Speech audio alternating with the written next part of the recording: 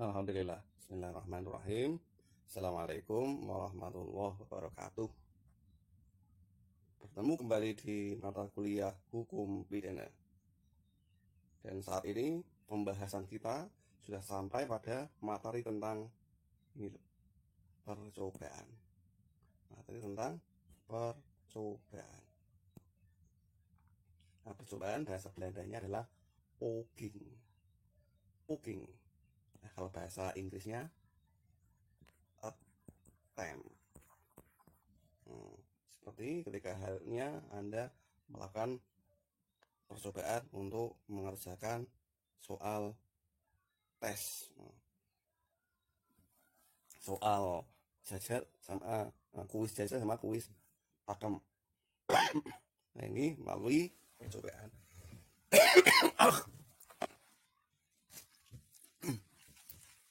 Ya, percobaan. Nah, untuk memudahkan pemahaman, percobaan itu ibaratnya seseorang punya maksud melakukan satu kejahatan tapi gagal, pengen melakukan suatu kejahatan tapi gagal. Akhirnya itu apa? Gagal maning. Nah, kegagalan melakukan kejahatan ini diistilahkan sebagai percobaan, alias attempt, alias poking. Ya, bisa dipahami ya? Ya, materi poking kejahatan alias attempt ini adalah materi yang ke 11. Ya, ini loh. Yang ke 11. Materi yang ke 11. Poking.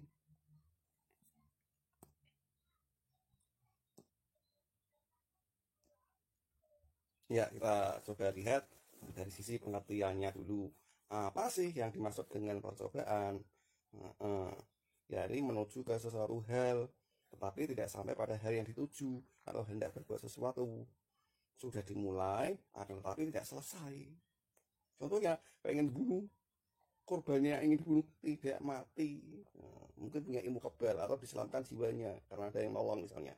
Nah, perilaku yang dilakukan orang yang bermaksud membunuh tadi dikategorikan sebagai percobaan alias poking. Kenapa dinamakan poking? Delik yang dituju tidak selesai, tidak berhasil, alias gagal maning.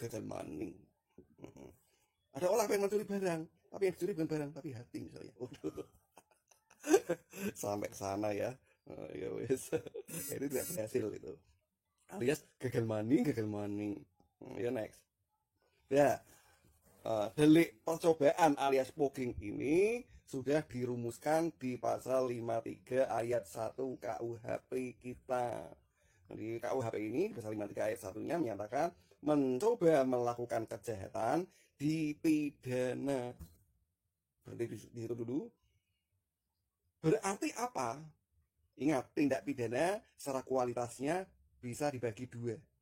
Yakni kejahatan sama pelanggaran. Nah, kalau mencoba melakukan kejahatan dipidana, maka mafhum mukholafahnya memiliki mafhum mukholafah karena memakai asas apa? Belum itu nulapuna sini previa lagi. Kalau cara fikih ya al aslu lil ibahah hatta yadullu dalil ala tahrimiha. Nah, dalam regulasi kita yang diharamkan ini mencoba melakukan kejahatan. Berarti mafhum mukholafahnya mencoba melakukan pelanggaran tidak dipidana. Itu tolong digaris bawahi. Nah, syaratnya apa lagi? Niat, ada niat. Dan niat itu terwujud dalam permulaan pelaksanaan. Permulaan pelaksanaan itu DP-nya sebuah refleksi wujud nyata dari satu niat.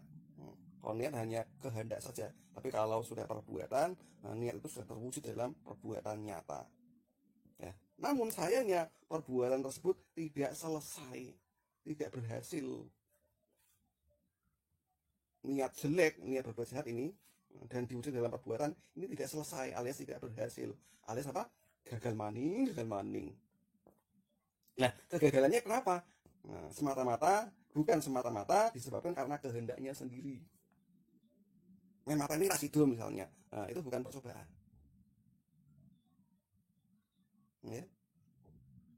melakukan percobaan. Tetapi ketidakberhasilannya karena misalnya apa? Misalnya membunuh pakai pakai apa? Membunuhnya pakai bantal misalnya, angel. Tidak bisa. Atau membunuh sih, tapi ada yang menolong, sehingga ia tidak, maksud yang dituju dalam perbuatan pidananya tidak selesai, alias gagal maning. Ya, next. Nah, ini isi pasal 53-nya. Tadi di ayat 1-nya sudah kita bahas. Lihat, ada ancaman pidananya loh. Maksimum pidana pokoknya dalam percobaan dikurangi 1/3. Berarti misalnya kejahatannya ancaman pidananya 15 tahun. Maka ketika ia melakukan percobaan melakukan kejahatan tersebut, misalnya pembunuhan tidak terencana misalnya, nah ini dikurangi 1/3, jadi 10 tahun. Kemudian jika kejahatan diancam pidana mati atau pidana penjara seumur hidup, kalau ancaman pidananya itu mati atau seumur hidup, maka pidananya 15 tahun. Percobaan itu maksimal bisa 15 tahun penjara. Membunuh orang, misalnya pembunuhan berencana tapi percobaannya tidak selesai, maka dapat dihukum selama 15 tahun. Nah, itu ada pidana tambahan dari percobaan sama dengan kejahatan selesai. Kalau ada perbuatan lain yang menyertai percobaan dapat pidananya seperti ketika kejahatan tersebut dilakukan. Ya, tadi apa? Hanya percobaan yang melakukan kejahatan saja yang dipidana. Itu artinya percobaan terhadap pelanggaran tidak dipidana. Dan ini lebih dikuatkan lagi di pasal 54 KUHP. Percobaan terhadap pelanggaran tidak dapat dipidana. Ya, tapi ada beberapa tindak pidana ini tidak pidana ini semua. Ini tidak pidana pokok lah. Ada tidak pidana yang percobaan sendiri juga termasuk tidak pidana, yang percobaan melakukan tidak pidana pokok ini, perbuatan atas percobaan atau tidak boleh pidana pokok ini tidak dipidana. Misalnya pengen memukul orang tapi tidak jadi dipukul, malah dielus misalnya. Ya, berarti baru ngegem tangan mau jadi ngelus. aduh. Ya itu ya tidak dapat dipidana. Percobaan atas tindak pidana ini. Ya, next. Unsur-unsurnya apa saja sih? Yonkers. Kalau Belanda itu J-nya dibaca Y ya. Yonkers. Ada 3 bentuk percobaan. Pertama, percobaan selesai. Berarti selesai dilakukan, berarti bukan percobaan dong, soalnya sudah berhasil, tidak gagal maning. Kemudian percobaan terhenti atau terhalang, nah ini termasuk percobaan, atau percobaan yang berkualifikasi. Kualifikasinya apa? Termasuk apa? Jadi ada percobaan yang tidak berhasil pada diri korban, juga ada tidak berhasil karena alatnya yang tidak mampu.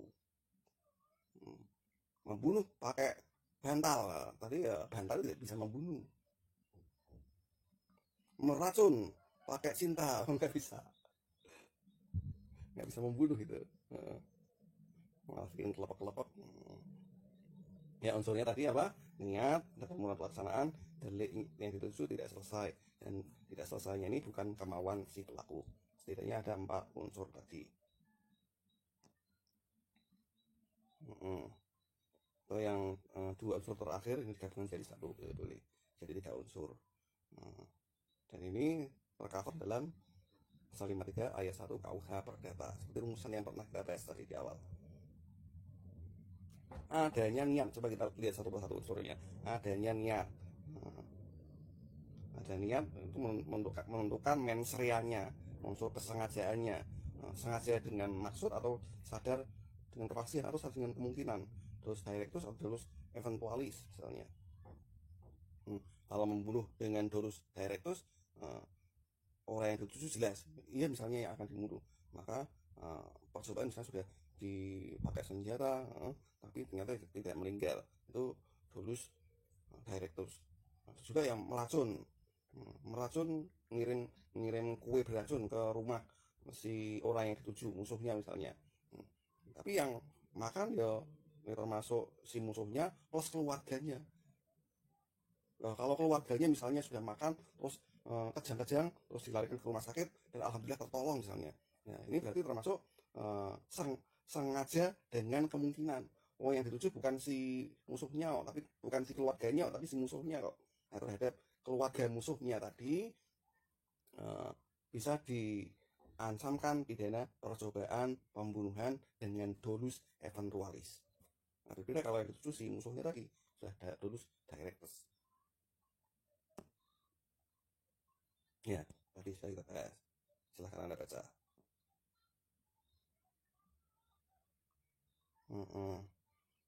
Menurut Voss, percobaan ini hanya dalam pembunuhan berencana.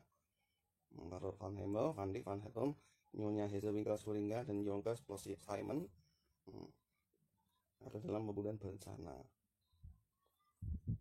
Itu contoh tadi.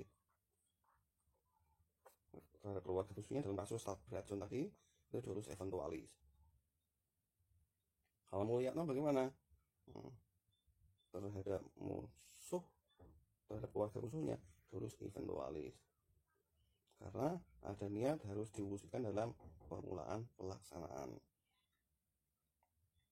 Niat toh ini tidak dipidana, tapi kalau sudah diwujudkan dalam perbuatan nyata itu baru dapat dipidana. Kemudian ini adanya permulaan pelaksanaan, ini DP-nya, niat harus diwujudkan dalam permulaan pelaksanaan. Ya, menurut Simon termasuk delik formil. Kalau dalam delik formil, permulaan pelaksanaan jika perbuatan yang dilarang oleh undang-undang mulai dilakukan. Misalnya pembunuhan itu yang dituju adalah nyawa seseorang. Dan nyawa ini yang dilindungi. Kalau ada orang yang berbuat aniaya terhadap nyawa, maka ia dapat dipidana. Karena yang dipidana, perbuatan deliknya ini terhadap hilangnya nyawa, bukan perbuatannya sendiri tapi hilangnya nyawa. Ini orientasinya ke akibat. Nah, kalau sudah mulai melaksanakan perbuatan untuk menuju pada akibat yang dilakukan, maka ini dapat dipidana. Ya, ini untuk pidana dalam delik formil. Kalau dalam delik material, maka perbuatan tersebut memerlukan perbuatan lain lagi untuk dapat terjadinya akibat. Ya, delik formil, delik material. Delik formil ke perbuatannya apa? Menganiaya misalnya, menganiaya.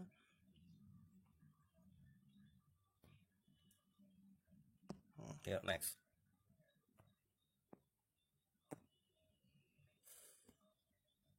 Menurut Mulyatno, perbuatan pelaksanaan harus memenuhi 3 syarat. Punya potensi untuk mewujudkan delik, ditujukan atau diarahkan untuk terwujudnya delik tersebut. Dan delik tersebut merupakan perbuatan yang melawan hukum. Misalnya pembunuhan tadi. Ada perbuatan ini yang berpotensi untuk mengakibatkan hilangnya nyawa. Ini tentang pelaksanaan atau pengelolaan pelaksanaan. Nah, ada satu kasus yang menarik untuk dibahas, ya ini kasus pembakaran rumah di Eindhoven, Belanda tahun 1934, di mana seorang pelaku inisialnya H hendak membakar rumah si R.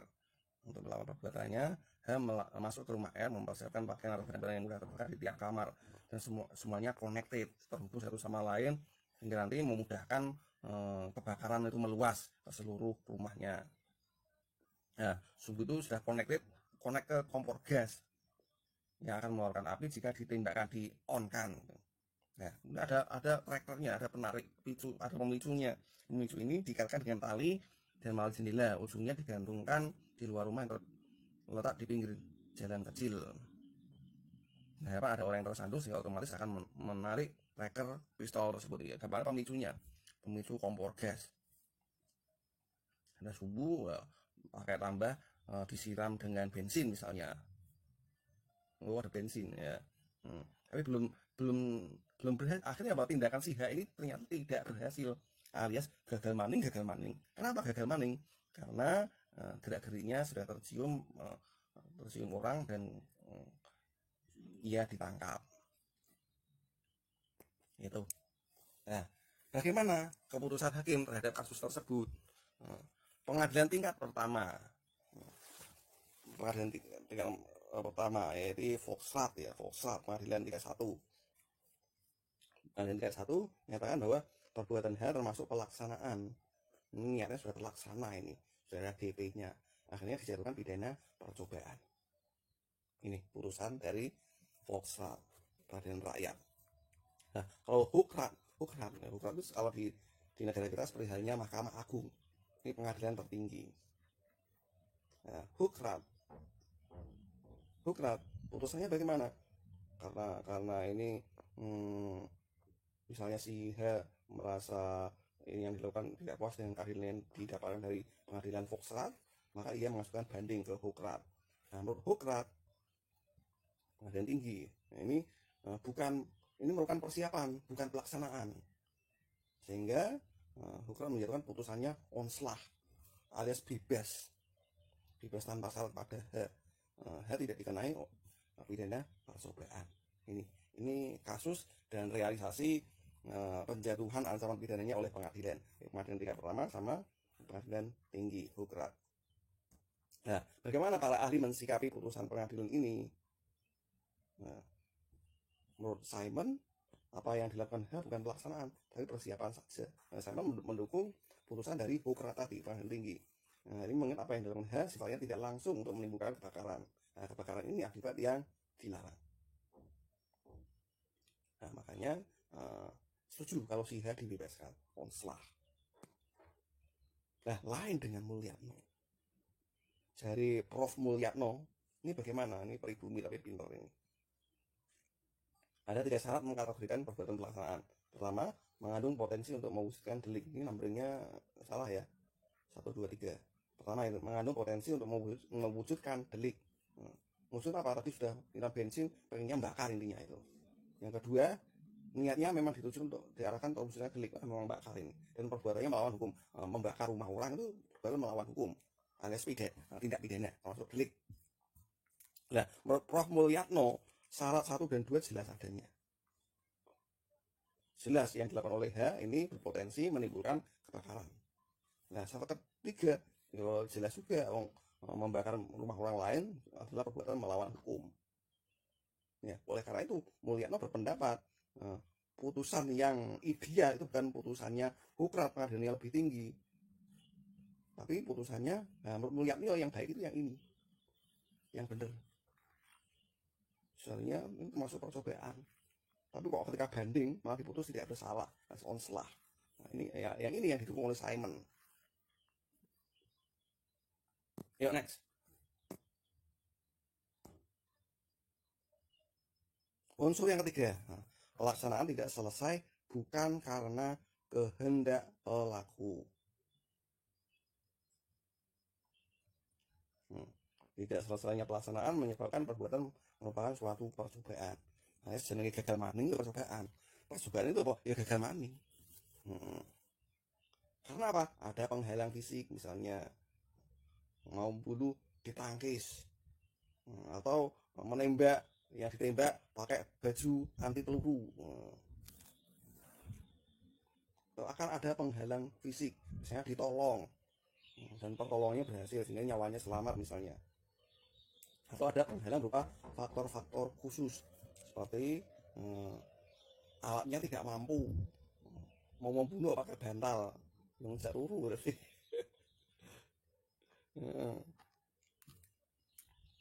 Ya next, ya karena kehendak sendiri. Bagaimana jika si pelaku di tengah ingin melakukan perbuatan pidana, dia ingin membatalkan tindak pidananya, membatalkan sendiri, tidak gagal maning tapi menggagalkan dengan sendirinya. Nah, jika dengan kehendak sendiri dibatalkan, maka ia tidak dapat dipidana. Karena unsur kehendak sendiri adalah pengunduran diri secara sukarela atau tindakan penyesalan. Misalnya pengen membunuh, aku nggak pengen membunuh, cuma pengen memberi pelajaran sama kamu, dan sebenarnya aku mencintaimu. Nah, misalnya dibuat drama-drama dikit ya, biar tidak stres. Ya, ini tidak dapat dipidana seperti pidana yang ditujukan, misalnya membunuh tidak dipidana membunuh, tapi karena tindakannya dilakukan lewat penganiayaan, ya ia bisa dipidana karena penganiayaannya. Ya, ya. Ini klasifikasi selesai tidak selesai. Dapat percobaan mampu, berarti ini berhasil. Dapat percobaan tidak mampu. Ini ya, gagal money. Nah, gagal money kenapa? Tidak mampu objeknya. Misalnya membunuh orang yang sudah mati. Sudah mati nggak perlu dibunuh, sudah meninggal kok.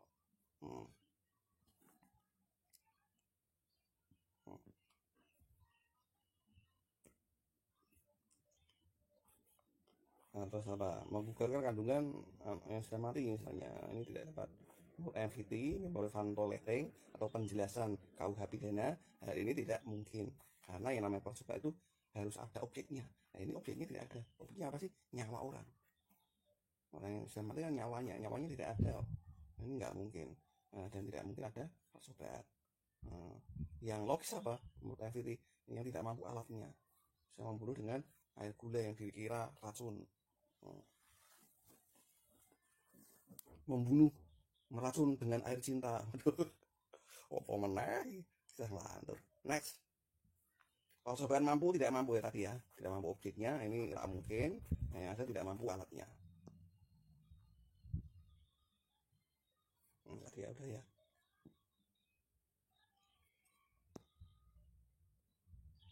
Next. 1, 2, 3, 1 langsung 2. Tidak selesai delik bukan karena kehendak pelaku tidak mampu alat, tapi yang tidak mampu alat bagi juga tidak mampu mutlak, tidak mampu relatif. Meracun dengan air kelapa, ini mutlak air kelapa tidak mungkin bisa membunuh, tidak meracuni, tapi malah menyehatkan, malah ngei vitamin nih, meracun dengan vitamin. Kemudian tidak mampu relatif, alat itu tidak ditimbulkan delik selesai karena hal tertentu ketika si pembuat melakukan perbuatan, misalnya membunuh menggunakan air gula pada orang yang dikira memiliki sakit diabetes. Nah, kalau orang sakit diabetes dengan gula ini semakin parah penyakitnya, yang bisa mengakibatkan si korban meninggal. Tapi ternyata si korban ini tidak sakit diabetes misalnya, berarti ya tidak membunuh. Tapi untuk orang-orang tertentu perbuatan tersebut bisa dapat dikategorikan membunuh. Sekarang pidananya, penaltinya, unsur strafnya, bahasa Belandanya straf, F ya, straf artinya pidana alias hukumannya apa? Pelanggaran dari pidana, percobaan dikurangi sepertiga intinya ya. Kalau pidana mati atau pidana 15 tahun tadi sudah dibahas. Oke, itu aja. Any question silahkan komentar di kolom bawah ini. Terima kasih. Assalamualaikum warahmatullahi wabarakatuh.